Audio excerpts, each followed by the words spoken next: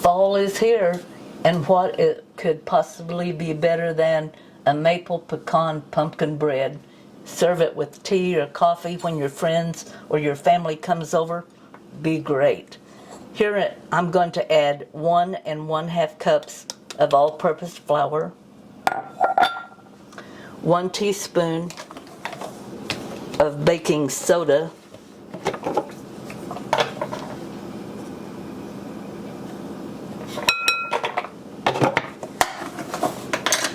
1/2 teaspoon of baking powder,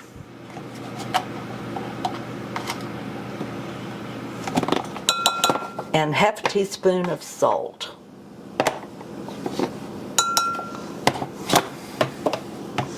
And 3 teaspoons of pumpkin pie spice.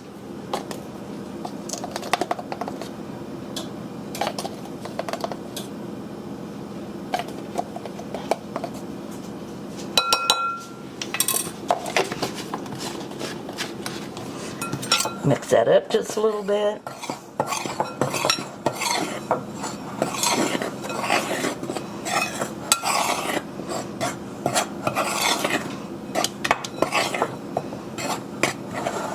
Okay. Here I have 1/2 cup of melted butter, and I've allowed that to cool just a little bit. And to that I'm going to add 1/2 cup of maple syrup.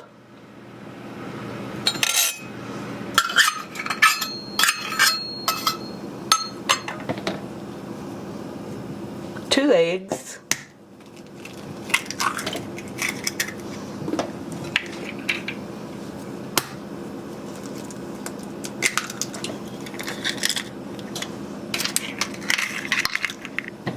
I'm just going to whip that up just a little bit.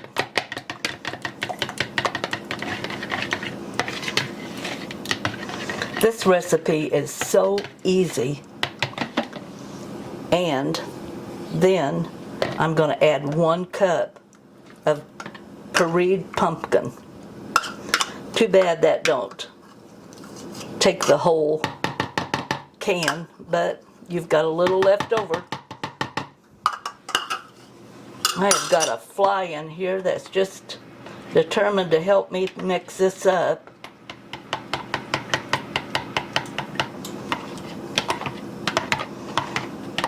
Now, if you notice, we are not adding sugar. That is what your maple syrup took the place of sugar. So this, for the bottom part, will not be extremely sweet. I'm just going to add that now to our dry ingredients.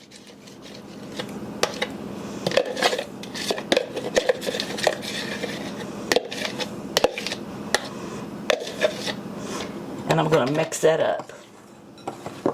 Okay, dig down in the bottom of your bowl. Make sure you got all your flour. You don't have to overly mix this, just until all the flour mixture is mixed in. Now I'm going to add 1/2 cup of chopped pecans. Can't go wrong with chopped pecans, can we? Of course, unless you're allergic to nuts, and then you wouldn't want to add those. Okay, those are all mixed in.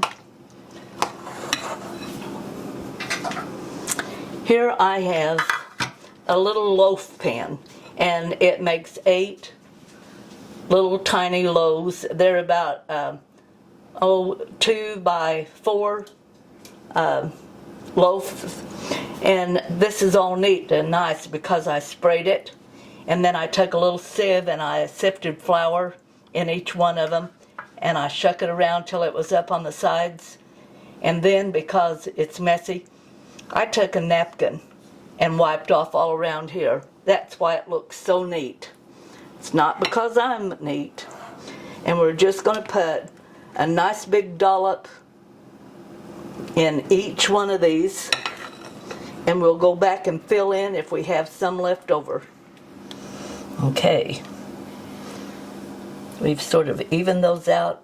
Each one of these little pans has about 3/4 full. Okay, kind of stick it over there in the corner and make sure you're corners are filled in. You want it fairly flat on top because you want them all to cook even. I'm going to put these now into a 350-degree oven. Now, if I had put all of this in just one baking bread pan, you would cook it for anywhere from 50 to 60 minutes. Since these are littler loaves and individual ones, we're going to start looking at these at 25 minutes. Okay, my 25 minutes is up. And these are just right. Look at this. Okay, I'm going to let them set in this pan for 10 minutes. Right now I'm going to set them over there to the side. And here I'm making the end of this. What I've got here is 1 cup of confectioner sugar.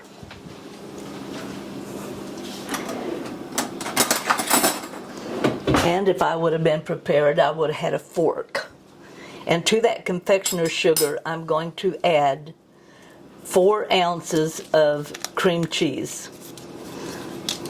Now this cream cheese has set out about 30 minutes. It probably needed to set out an hour to be truly soft and a little easier to work with. And I have 4 tablespoonfuls of butter, and it has set to room temperature, and it is just right. Now the hard part. I'm going to mix this into the powdered sugar. Okay, I will not lie. That takes a little while. I'm doing it in a measuring cup, and the reason is because I want to pour it on top. I want to be able to pour it on there. And this is pretty thick. So by the time I've got all of that flour mixture mixed in, it's thick, let me tell you. Okay, now to that I'm going to add 1 tablespoon of maple syrup.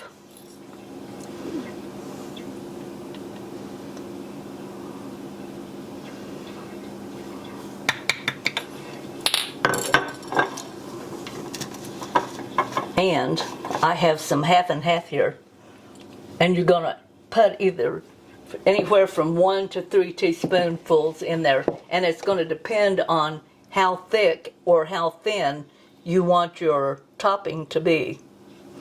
Now I want mine to be fairly thin, so I'm going to start out with 2 teaspoons and see how that works. Okay, now if I was going to ice like a cake, or if I was going to ice on top of a total big loaf, I'd leave it just like this. But since I'm doing this and I want to kind of pour it on there, I'm going to add just a little bit more of my maple syrup, probably about another teaspoonful. So that's going to be 1 tablespoon and 1 teaspoonful that I've used. And I'm going to use another 2 teaspoons of my milk.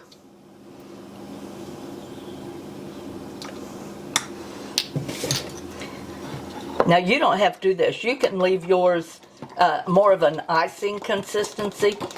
I want mine somewhere between an icing and a drizzle. Not quite a drizzle. Mix that up really good. And now I'm going to add 1/2 cup of chopped pecans. Mix that in there. And see, this thickens it up even more.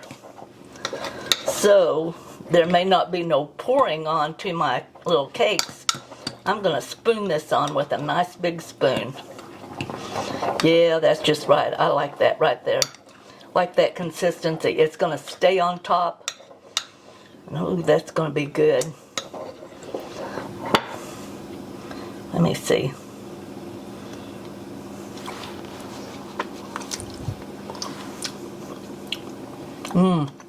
I like that. I like that a lot. All right, I'm going to get a big spoon, top it on top of my bread. Okay, my 10 minutes is up on my bread, and I'm just going to put a fork down in there on the side, and I'm going to lift those out.